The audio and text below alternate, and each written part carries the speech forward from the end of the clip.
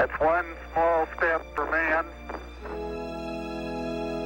one giant leap for mankind. It is the first human footstep on the moon, and the world is forever changed. Fantastic feeling. It was one of great accomplishment. It was almost miraculous. We did it for all the right reasons. We did come in peace for all mankind. On July 20th, 1969, as the lunar dust compresses beneath the boot of astronaut Neil Armstrong, NASA's Apollo project scores a bullseye.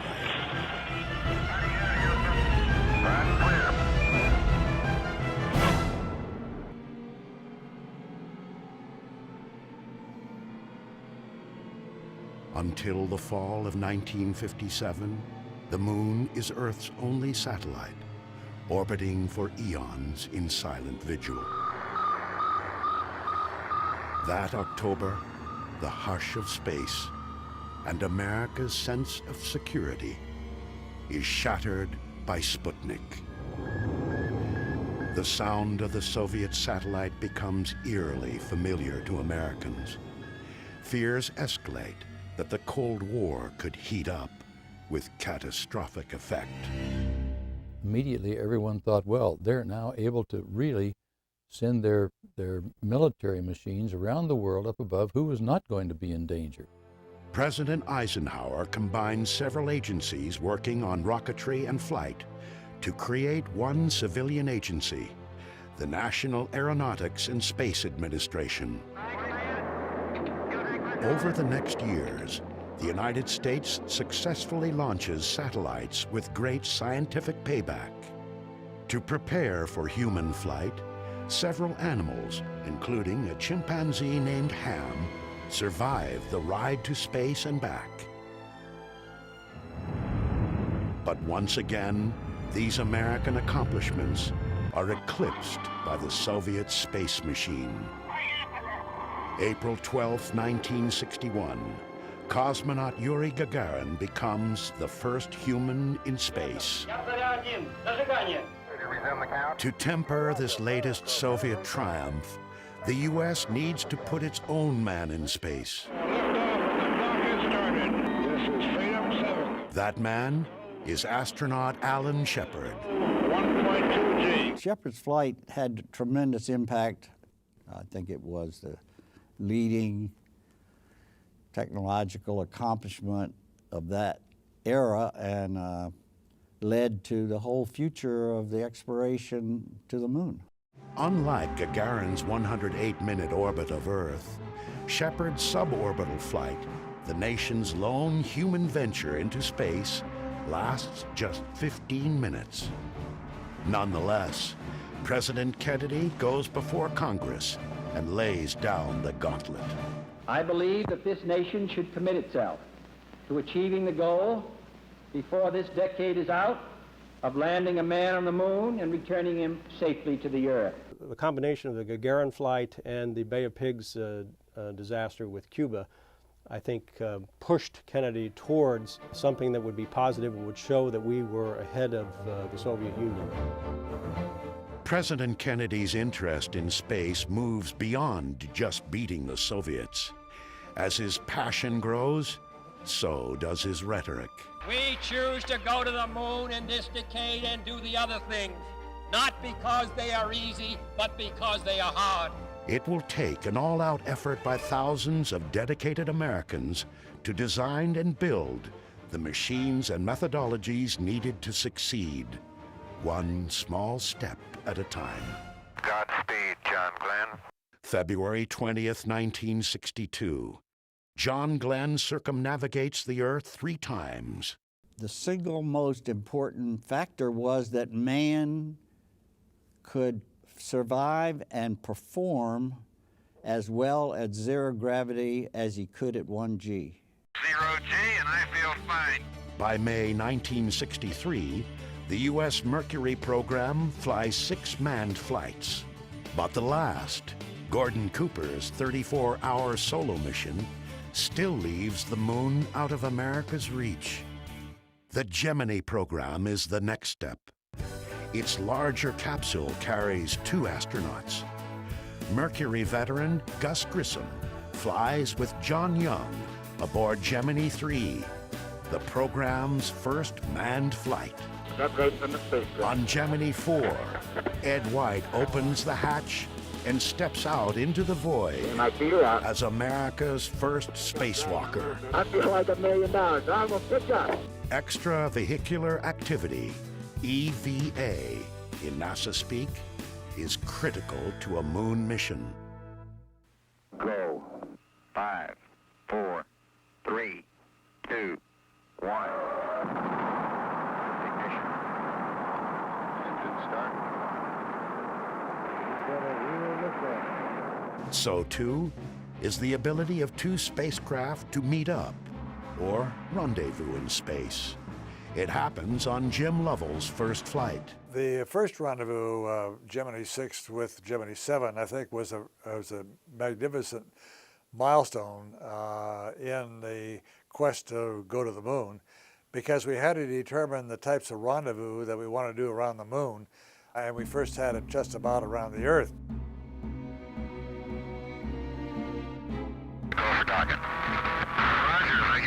By Gemini's 12th and final mission, rendezvous and docking are well practiced.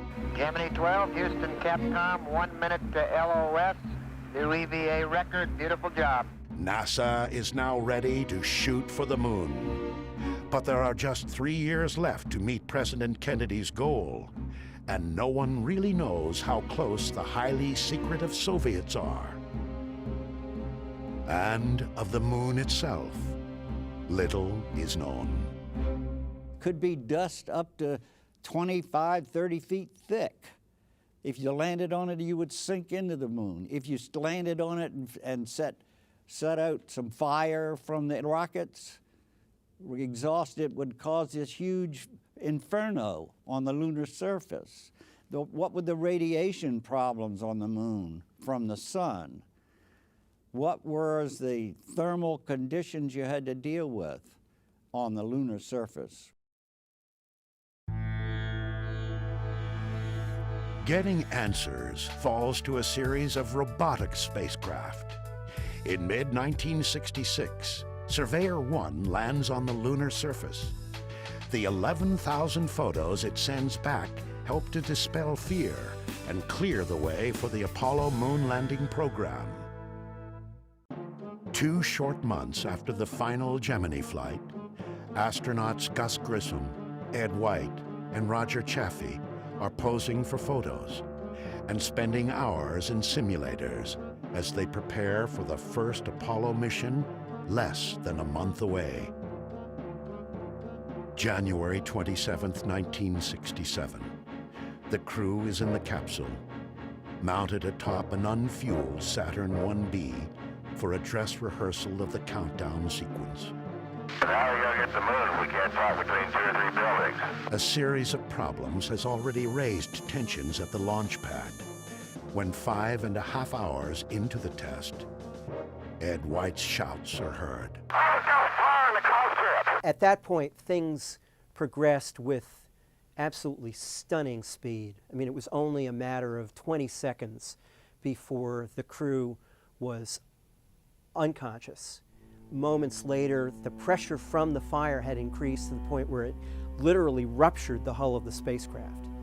Toxic smoke spewed into the White Room. The technicians were struggling to get the hatch open and rescue the crew, but they were driven back by the intense heat and the smoke.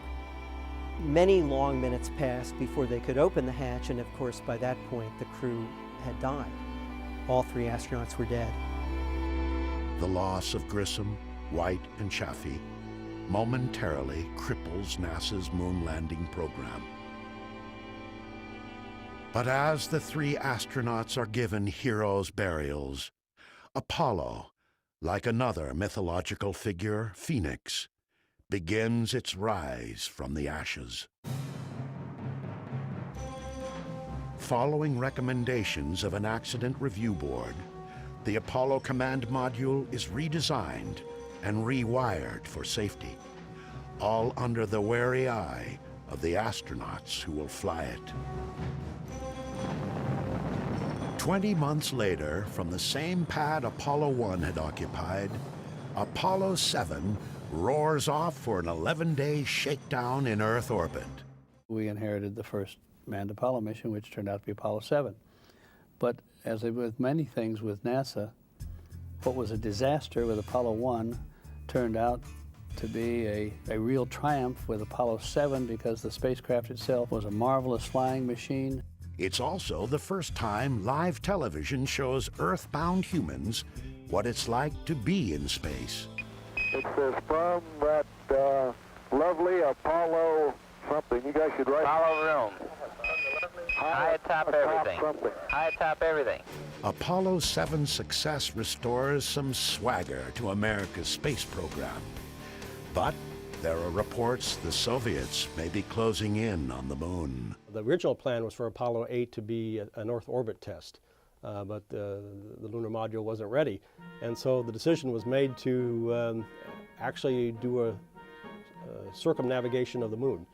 So that's what actually happened in December of 1968. The engines are on. 4, 3, 2, 1, 0. Commander Frank Borman, veteran astronaut Jim Lovell, and rookie Bill Anders are the first humans to ride the Saturn V's 7.5 million pounds of thrust. We were way up on the top, like a ladybug on the end of your automobile's whip antenna. So as these big engines were thrashing around to keep this thing straight up, boy, the ladybug was getting thrashed. And it was so loud, we couldn't talk. The vibration, the thrashing was violent, and you couldn't see the instrument panel. But when we cleared the pad and had some aerodynamic stability and didn't have this noise, why things steadied out, and by that time my heart stopped racing. Apollo 8 is the first time humans venture beyond Earth's gravity. Lovell marvels at never-seen-before sights. I can see the entire Earth now out of the center window. I can see Florida, Cuba, Central America. Christmas Eve Day, 1968. With the moon dwarfing the nearing spacecraft, Commander Borman fires the main engine on the Apollo service module. The craft slows, then slides into orbit around the moon. The world watches in awe, but none more so than the three men peering out the tiny windows of their capsule. We were the first three people to leave the confines of the Earth and be captured by another body. First time three people saw the far side of the moon. First time that we had gone so far, and the first time that we saw the Earth from 240,000 miles away. So in that respect, I kind of thought that Apollo 8 was really a milestone and a high point of my career. The vast loneliness up here on the moon is awe-inspiring, and it makes you realize just what you have back there on Earth. The Earth from here is a grand oasis in the big vastness of space. As the moon's pockmarked surface slips quietly by, the Apollo 8 crew ends its Christmas Eve broadcast with a special message for those back home. And from the crew of Apollo 8, we close with good night, good luck, a Merry Christmas, and God bless all of you on the good Earth. For all its success, Apollo 8 is missing one key component for a moon landing. The lunar module, still being built, is overweight and behind schedule. It's not a simple thing. Spacecraft never landed on another celestial body, so the design had to be done from scratch. One of the main things you had to figure out was that you had to have a rocket on the ascent stage especially that you had to be 100% sure would work, because you didn't want the two astronauts sitting on the lunar surface and the rocket didn't work.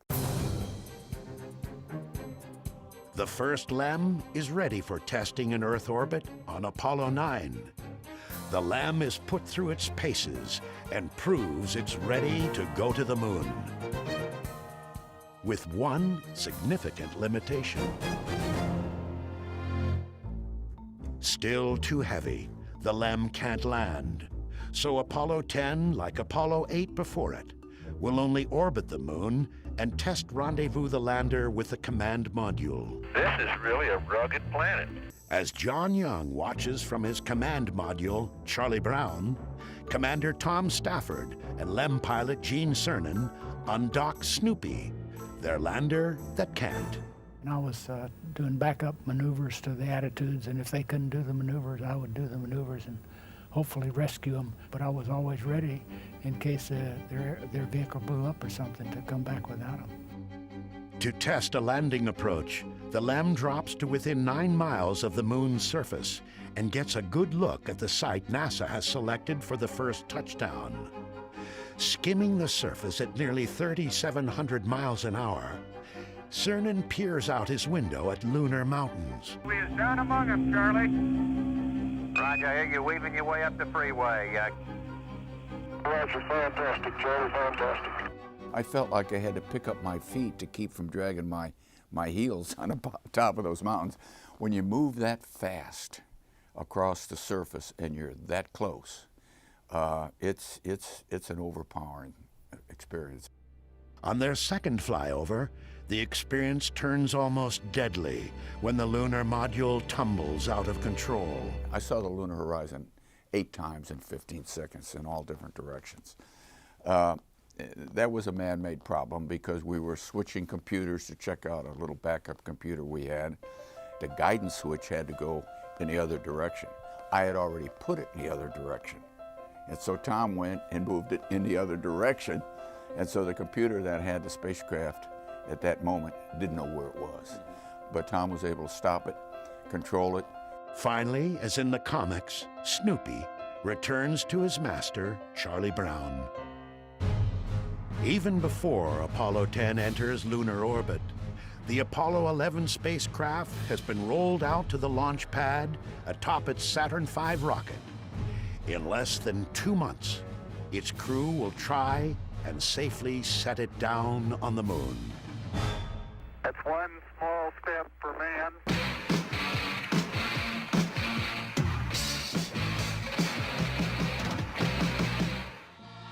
I was in the student houses at Caltech, and we were watching the TV and all the excitement about, landing on another celestial object. And I had no idea that one day I'll become the director of JPL. But reflecting back on it, I mean, that was really something I remember forever. One giant leap for mankind.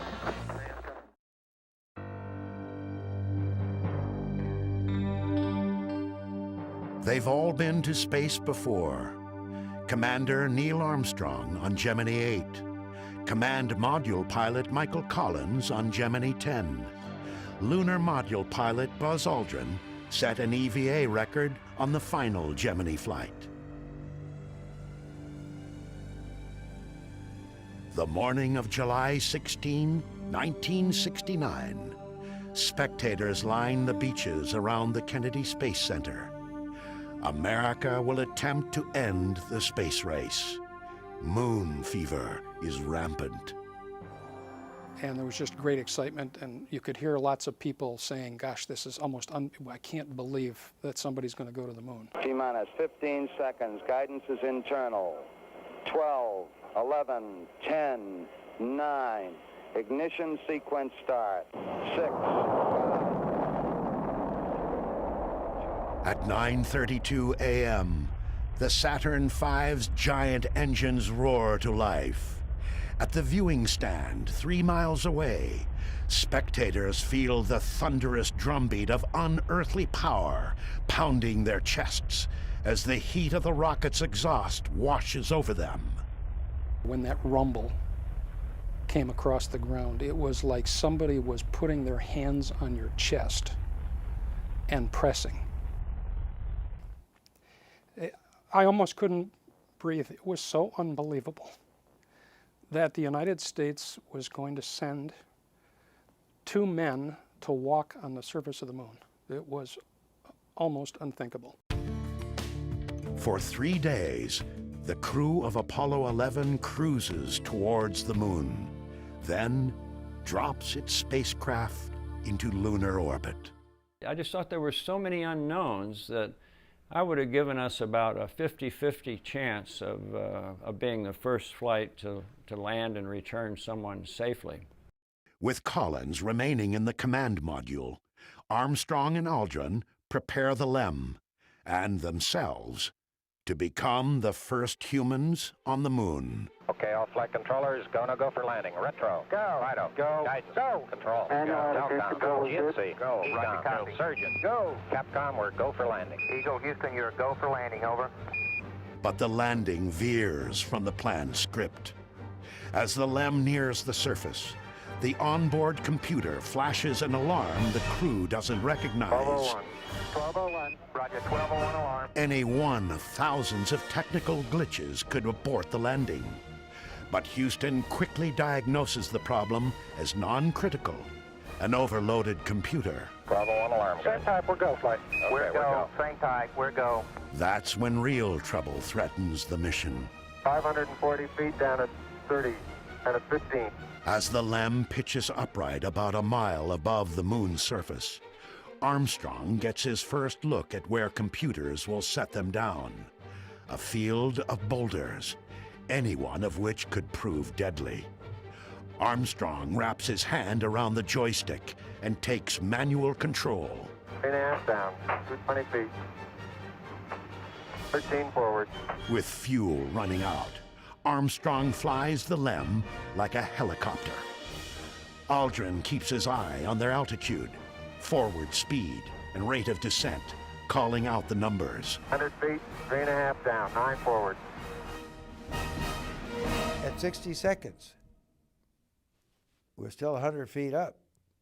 I was nervous. Okay, at 30 seconds, we were 10 feet. I figured we had it made.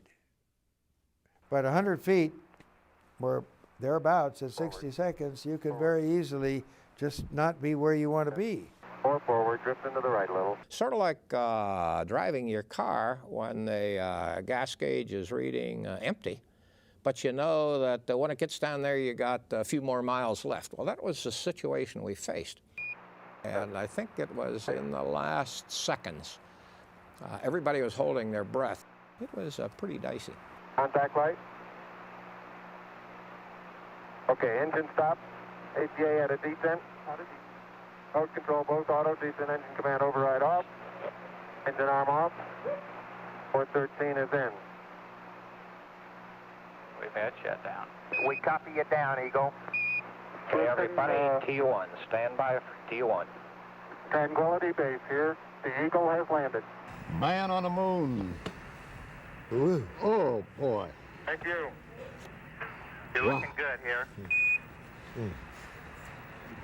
Boy. Okay, we're going to be busy for a minute. Like people around the world, of every persuasion and from every walk of life, mission controllers in Houston are overwhelmed. Okay, keep the chatter down in this room. Now, in the control room, we had work to do because we had to very rapidly look at the spacecraft systems and give the crew a stay-no-stay decision that everything was safe to remain in the moon, and we had to accomplish that within the first 2 minutes. Okay, T1, stay-no-stay, retro. Stay. Fido. Stay. Guidance. Stay. Control. Stay. Telcom. Stay. GNC. Stay. Ecom. Stay. Surgeon. Stay. Capcom, we're stay for T1. So basically, we had to keep our emotions in check and keep the chatter down for the first 2 hours after landing while everybody in the entire world was celebrating. And we're getting a picture on the TV. You got a good picture, huh? It's distorted, flickering, and at first, upside down. But a small black and white television camera mounted outside the LEM gives the world its first live glimpse of an alien landscape. No one is more interested in seeing that first picture than the man responsible for bringing it to everyone's TV. This whole mission was now about television, in my mind. There were hundreds of millions of people watching, waiting to see the first step on the moon and people on the moon, see a spacecraft on the moon, anything. And if it doesn't work, then probably people actually will know my name years from now as the guy who didn't bring you television from the moon. Okay, Neil, we can see you coming down the ladder now. The world just marveled at this right along with us, and we more or less made the whole world our partners in this thing by inviting people to be there during the launches. And I think that's one of the best things we ever did in the space program. One of the best decisions ever made with regard to the space program was to share that with the world. Okay, I just checked getting back up to that first step. That isn't collapsed too far, but it's adequate to get back up. More than 500 million people around the globe watch as Armstrong first makes sure he can get back into the LEM, then gives the first eyewitness account from the lunar surface. The surface appears to be very, very fine-grained as you get close to it. It's almost like a powder. 6.5 hours after landing on the Sea of Tranquility, Neil Armstrong steps off the footpad of the lunar lander and ends the race to the moon. That's one small step for man, one giant leap for mankind. For 2 hours and 31 minutes, Armstrong and Aldrin share their observations. The surface is fine and powdery. I can pick it up loosely with my toe. There seems to be no difficulty in moving around as we suspected. It has a stark beauty all its own. It's like much of the high desert of the United States. It's different, but it's very pretty out here. Beautiful view. Isn't that something? Magnificent sight out here. Magnificent desolation. Aldrin says magnificent, but thinks otherwise. What a desolate place we just landed on. Absolutely no life, no color, really, until you get down and look at the minerals in the rocks, because everything's covered with this little dust. They are the only two beings here, but Armstrong and Aldrin have come for all humanity. Here men from the planet Earth first set foot upon the moon, July 1969 AD. We came in peace for all mankind. The primary and secondary struts are in good shape. With future moon landings dependent upon its integrity, the LEM is examined closely. Antennas are all in place. There's no evidence of problem underneath the LEM due to either the engine exhaust or drainage of any kind. What little science this mission has time for is conducted with a seismometer. A core sampling is taken. I hope you're watching how hard I have to hit this into the ground to the tune of about 5 inches, Houston. No trip is complete without souvenirs. Commander Armstrong tallies up their take of moon rocks for study back on Earth. And we got about, I'd say 20 pounds of carefully selected, if not documented, samples. Houston, roger, well done, out. As Armstrong and Aldrin study the moon, controllers in Houston watch closely over them. Their life-sustaining suits have limited supplies of oxygen and power, and they're reaching their safety margins. Buzz, this is Houston. It's about time for you to start your EVA closeout activities. Roger. 19 minutes later, the first moonwalk is over. Okay, the hatch is closed and latched. As the ascent stage of the Eagle takes flight and Tranquility Base recedes beneath it, the magnitude of the accomplishment begins to sink in for Chris Kraft. In terms of technology, in terms of advancement of the state of the art in science and technology, it was probably the most productive 10 years in the history of man. And when you reflect back on it, it probably was even greater than I could comprehend today. With a scant 5 months to spare, NASA has met President Kennedy's goal. America has gained preeminence in human spaceflight. Yet it's only the beginning. Lunar exploration and science are Apollo's new mission, and the program will land 10 more men on the moon to fulfill it. That's one small step for man.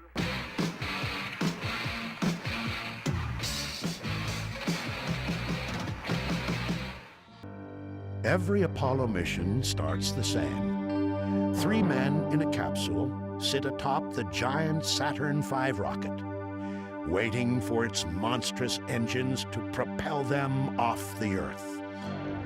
The 3-stage Saturn V stands 363 feet tall, and at launch weighs more than 6 million pounds. Its 3 stages generate nearly 9 million pounds of thrust. It is the largest rocket ever flown. 5, 4, 3, 2, 1, 0. All engines running. Commit. Liftoff. When Apollo 12 leaves Pad 39A on the second moon landing mission, the Saturn V proves its mettle. 36 seconds after lifting off in a rainstorm, lightning hits the rocket and waylays the crew's control panel. I don't know what happened here. We had everything in the world drop out. I'm not sure if you get hit by lightning. 16 seconds later, as if to confirm Commander Pete Conrad's theory, a second lightning bolt strikes the rocket. Command Module pilot Dick Gordon watches his entire electrical system shut down. The moment of the lightning strike, the reverse current relays did their job and shut down the fuel cells. So we were not receiving any electrical power from the fuel cells, which was our main source of electrical energy. Fortunately, at that time, the batteries were on the line for the launch itself, so we had electrical power, and that really saved us from automatic abort. 13 Saturn V rockets fly during Apollo, including every moon mission. Although anomalies occur, no Saturn V ever fails. I think I see my crater. Hey, baby. I'm not sure. Including Apollo 12's. There it is! Son of a gun! Right down the middle of the road! A major goal of the mission is to execute a pinpoint landing in an area called the Ocean of Storms. So NASA said, we're going to demonstrate this by picking a certain crater, and then we'll send you there. And the crater we're going to pick is the one that has Surveyor 3 in, that landed inside this crater some 33 months earlier. Man, that may have been a small one for Neil, but that's a long one for me. And we landed, and the first thing Pete did when he got out was go around and looked and see if Surveyor was in that crater. Boy, you'll never believe it. That's what I see sitting on the side of the crater. The old Surveyor, huh? The old Surveyor, yes, sir. Does that look neat? It can't be any further than 600 feet from here. We have a good shot of you there, Pete. Live television from the moon is now in color. Okay, Houston, I'm going to move the TV camera now.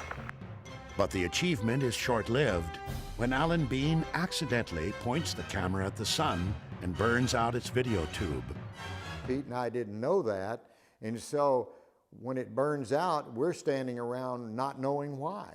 Now, the people on the ground knew immediately why, but they never told us. They never said, you pointed it at the sun, it's ruined forever.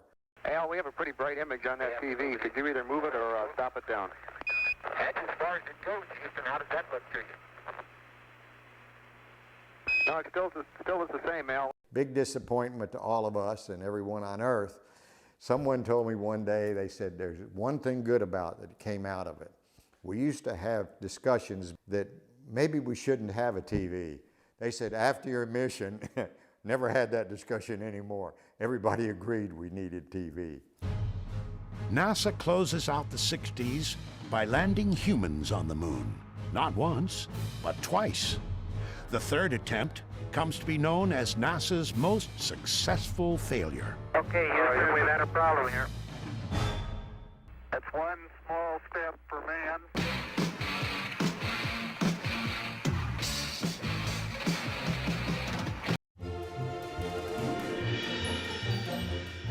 Apollo 13, the third planned moon landing.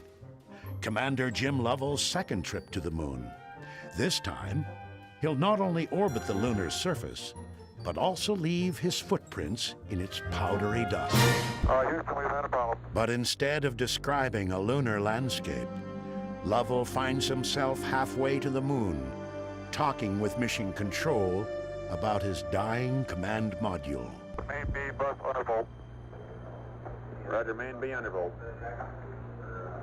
Stand by 13, we're looking at it. Electrical power is disrupted, and readings in the capsule and at Mission Control don't jibe. Then Lovell sees something out his window. It looks to me, looking out the hatch, that we are venting something. We are venting something out into space.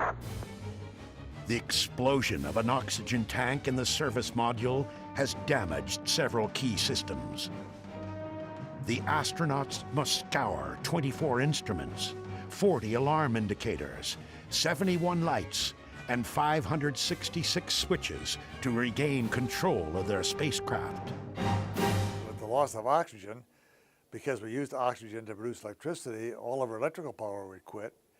And when that happened, because we controlled our engine by means of electrical power, we'd lose the entire propulsion system. And so, you know, essentially, it took a while for all that to sink in. That it dawned on me that we were in very serious trouble. The crew of Apollo 13 never gets the chance to land on the moon.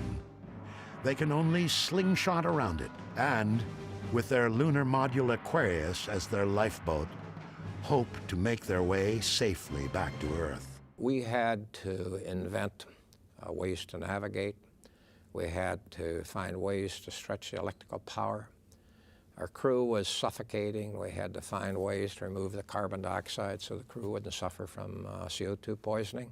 We never had discussed the possibility of not surviving or getting back to the Earth. It was probably in all of our minds, but we were working hard to figure out what we had to work with and what we had to do to get back. The command module, shut down and unheated for 3 days, would now have to be restarted.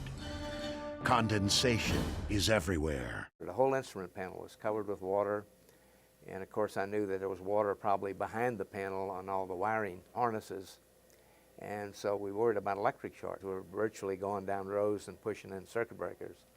We figured the best we could do is we started down the row and started smelling. You can smell electric short.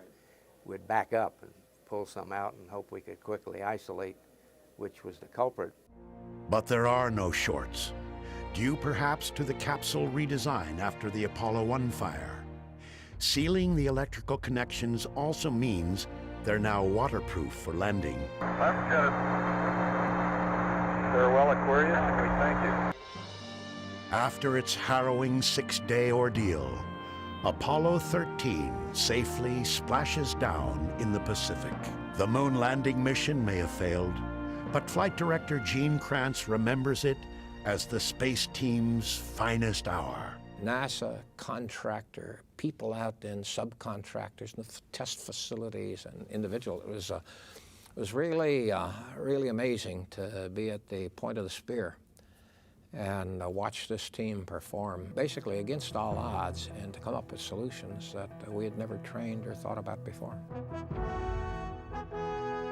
While just getting to the moon can prove difficult, landing on its dusty, boulder-strewn, cratered surface is even more problematic. A lunar lander must maneuver like a helicopter, with its rotors replaced by rocket engines. Training with the LEM in Earth's atmosphere is impossible, so the Lunar Lander Research Vehicle is used.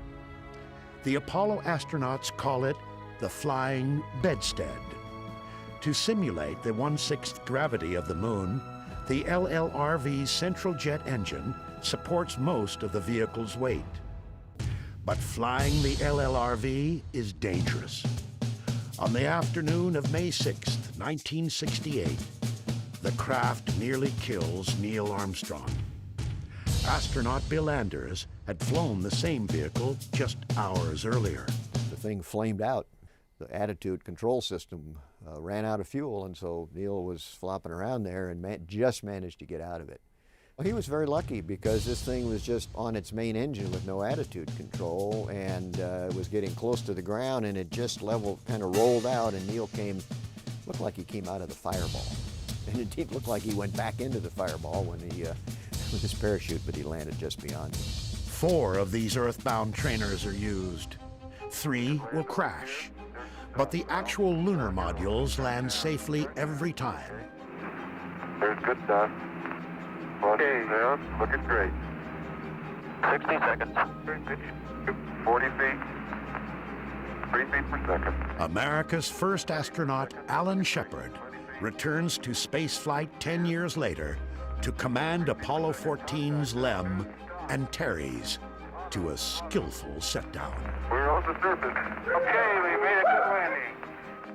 Apollo 14 is on the moon almost 34 hours. About a third of that time is spent moonwalking in the lunar highlands. Certainly the Fra Mauro area where we landed was an interesting place, and with far more relief up and down of the terrain than the earlier flights, which also made the navigation a little more difficult. Particularly, it was kind of like wandering around in the sand dunes, and one sand dune looks about like the other. So finding our landmarks that the geologists wanted us to find as we did our traverse on foot to Cone Crater was difficult. I'm going to try an old sand trap shot here. But Shepard manages a few seconds to become not only America's first man in space, but also its first golfer. Miles and miles and miles. 2 miles is all the Apollo 14 astronauts are able to walk during their 2 EVAs. But the next mission will have wheels. This is really a rock and roll ride, isn't it? That's one small step for man.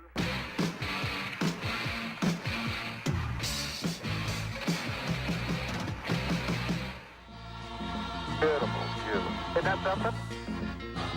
I was in Orlando, in my parents' house, and as the first pictures came through, we were, of course, all just very enthusiastic and enthralled with what was happening. One giant leap for mankind.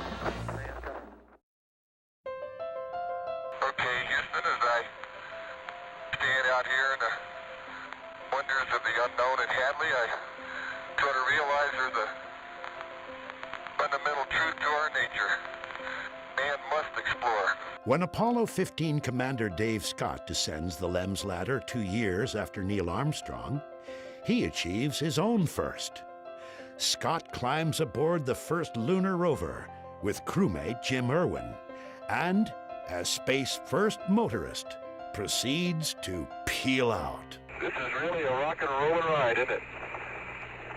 Never been on a ride like this before. Oh boy. I'm glad they got this great suspension system on this thing.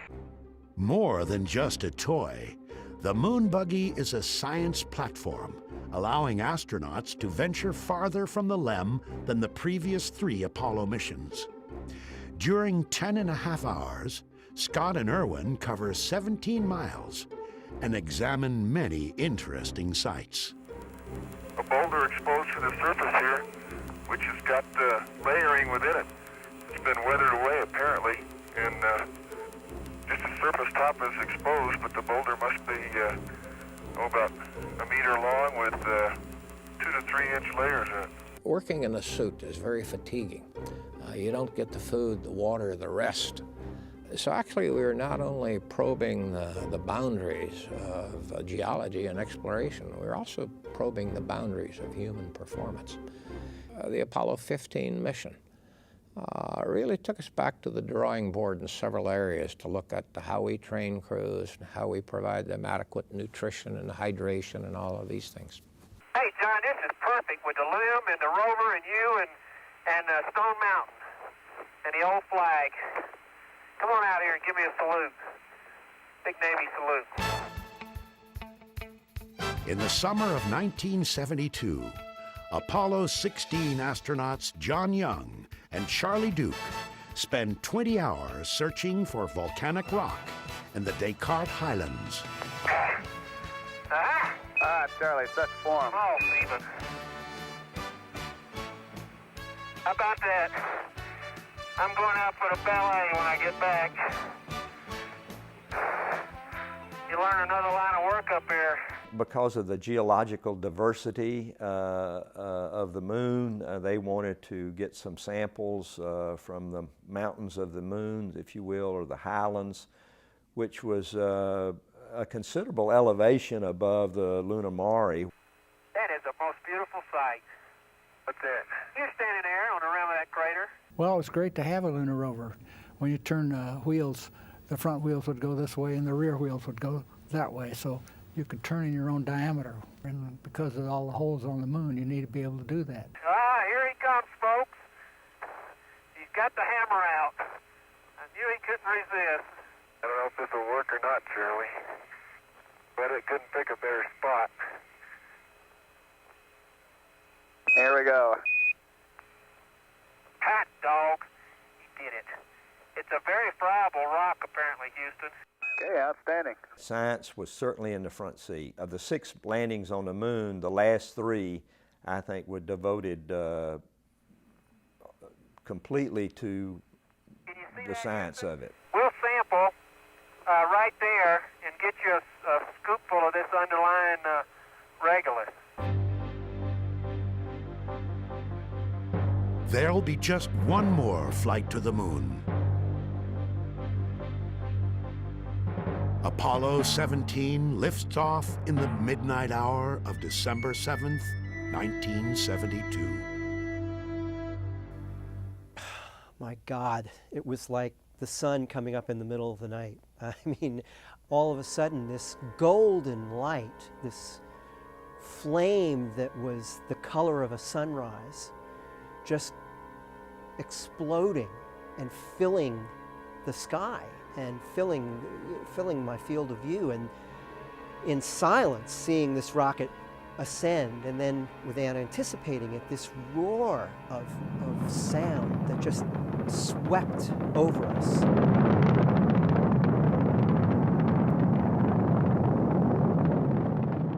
It was absolutely spectacular. I mean, I've seen launches since then, but I don't think anything can compare with knowing that you're seeing 3 people who are on their way to the moon. Okay, stand by for pitch over. Oh, are we coming in? Oh, baby. And there it is, Houston. There's Camelot. Right on target. I see it. Being the last mission, we built on all the other missions before us. And so our landing site was in the northeastern edge of the moon, which was off-center. We landed in a valley, the Valley of Torres Litro, that was surrounded by mountains on 3 sides, higher than a Grand Canyon is deep. About, I don't know, give or take 20 miles long and maybe 5 miles across. Okay, Houston, the Challenger has landed. Roger, Challenger, that's super. Houston, you can tell America that Challenger is at Torres Litro. We landed within a couple hundred feet of our landing site. Pretty exciting. Hippity hopping over hill and dale. Da da da da da da da da da da da da. Hippity hopping along. If America's moon missions must end with Apollo 17, Commander Gene Cernan makes it memorable. Can you use the other end against the right side of the rock? Oh, yeah. His partner, Jack Schmidt, is the only trained geologist to fly to the moon.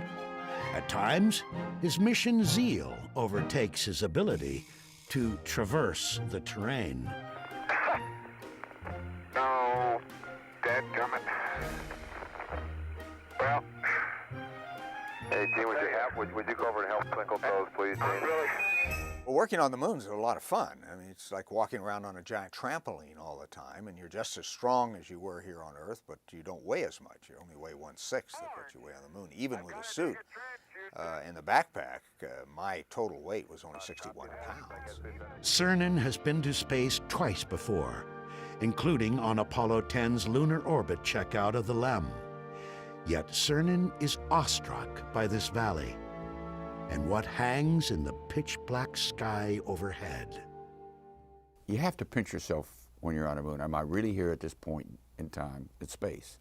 And the answer is yes, but it's almost like you're in the middle of some science fiction plot, because back there is the Earth, the multicolored blues of the oceans and the whites of the snow and the cloud you see from pole to pole, cross oceans. Every 12 hours you look at the other side of the world. It truly is an ongoing, overpowering experience.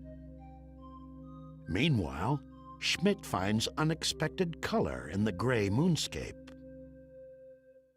There is orange soil. Well, don't move it till I see it. It's all over. Orange. Don't move it till I see it. I've stirred it up with my feet. Hey, it is! I can see it from here. It's orange. Once it was back in the laboratory, everyone realized it was volcanic material that had been erupted in the valley and somehow protected for 3.5 billion years without getting mixed up with everything else. And it has become a very, very important sample, an increasingly important sample in trying to decipher what the actual origin of the moon might be. The next day, Cernan ends Apollo 17's 75-hour sortie as the last man on the moon. This valley of history has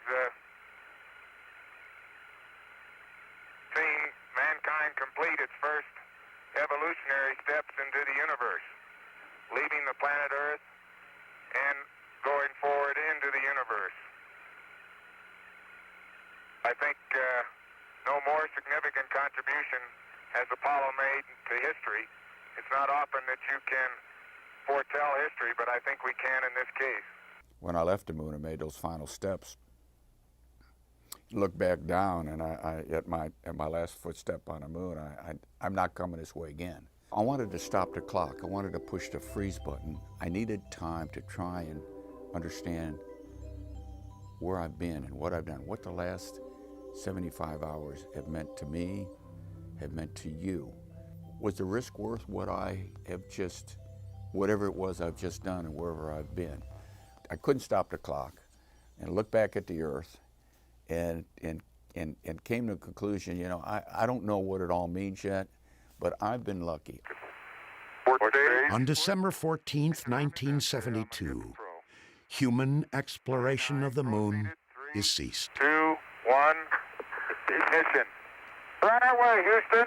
What I felt was a sense of disappointment at a great adventure that was ending before its time. And also the sense of a grand human adventure that had ended too soon. We had just begun to scratch the surface of what the moon could tell us. And we go there and we can actually turn the pages in the earliest history of the solar system, which is recorded on the moon like no other place in the solar system.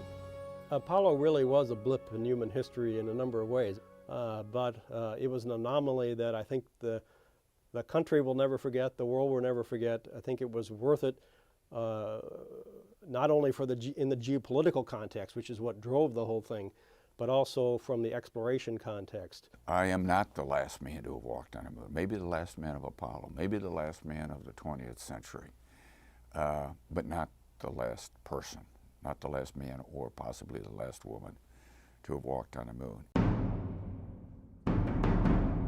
Today, the moon is again coming within our grasp. And again, 40 years later, Apollo will help us reach it. A new generation of moon machines is being built and tested. Many of the new designs are directly descended from Apollo hardware, including the lunar lander. Engineers are eager to hear from the man who flew the first one to land. And I don't know exactly where this CG is and so on, but sometimes the amount of motion that you get at the cockpit is different than the amount that the footpads are seeing by a substantial margin. And you have to get a sense of that to know how careful you have to be up on top to make sure the bottom is doing the right thing.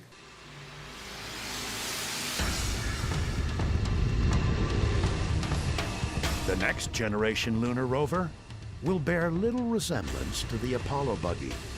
Its explorers will drive the moonscape in shirt sleeves. The key thing about this vehicle is it's a small pressurized rover, so we actually live in the vehicle under pressure. The suits are hanging off the back on devices called suit ports. What we do is we literally open a hatch inside the vehicle, open the back hatch of the suit, step into the suit, and 10 minutes later we're boots on the surface sampling rocks. In an Apollo-style unpressurized rover, you've got 8 hours of consumables in your suit, so you have to go out and turn around and come back at the end of each day, whereas here we're going to live in it. The next astronauts to make footprints in the lunar dust will stay longer, explore farther, and learn more than ever hoped for on July 20th, 1969, when Apollo 11 changed the world forever. It's something that I always hoped would happen in my lifetime, and to see it happening now, to potentially be a part of it, and whether it's my foot on the moon or one of my classmates or somebody from my generation is going to do it, and I think it's great. We did a lot of great work in the 1960s and 70s when we went to the moon, but unfortunately we didn't stay there very long.